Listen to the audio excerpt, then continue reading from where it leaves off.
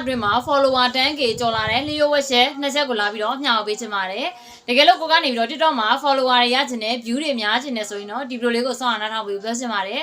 TikTok မှာလေးကိုယ်တိုင်လှုပ်လာခဲ့တာအခုဆိုရင်2လအတွင်းနဲ့ follower 10k ကျော်လာခဲ့ပါပြီအဲ့ဒါကဘာလဲဆိုတော့ navigate တစ်ချက်အနေနဲ့ကိုကစားပြီးတော့လုံးမှာဖြစ်တဲ့ကြောင့်လို့ဒီနေ့ကိုဗီဒီယို9ပုံနှုန်းတင်တယ်9ပုံနှုန်းတင်တဲ့အခါမှာဆိုရင်လေကိုကမိနစ်တွေရမ်းကြီးမများဘူးဥပမာ1စက္ကန့်1မိနစ်ကိုအများဆုံးထားပြီးတော့ဗီဒီယိုတွေကိုဖန်တီးတယ်ဒီကမှာဆိုရင်ကိုယ့်ရဲ့ဗီဒီယိုက reach မြန်မြန်ရောက်ရှိပြီးတော့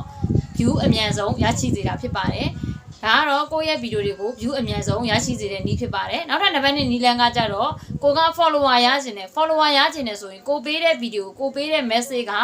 ကိုလိုချင်တဲ့ orient တွေရှိကိုတန်းပြီးတော့ရောက်ဖို့အတွက်ကို့မှာတိကျတဲ့လမ်းကြောင်းတစ်ခုကိုရွေးချယ်ပေးဖို့ပြောချင်ပါတယ်ဥပမာလင်းဆိုရင် TikTok နီလန်းတွေကိုမျှဝေပေးတယ်အဲ့ဒီနီလန်းကို2လအတွင်းမှာကိုကဇက်တိုက်ပုံမှန်လှုပ်လာတဲ့အတွက်ကြောင့်မလို့ TikTok အကြောင်းတွေကိုပဲမျှဝေတဲ့နီလန်းတွေကိုပဲဇက်တိုက်လှုပ်လာတာဖြစ်တဲ့အတွက်ကြောင့်မလို့ follower တန်းကြီးခဏလေးနဲ့ပြည့်သွားတာဖြစ်ပါတယ်ဒါကြောင့်မလို့ကိုက TikTok မှာ follower တွေရလာဖို့ view တွေများများရရှိလာဖို့ဆိုရင်ဇက်တိုက်ဖန်တီးပေးပါ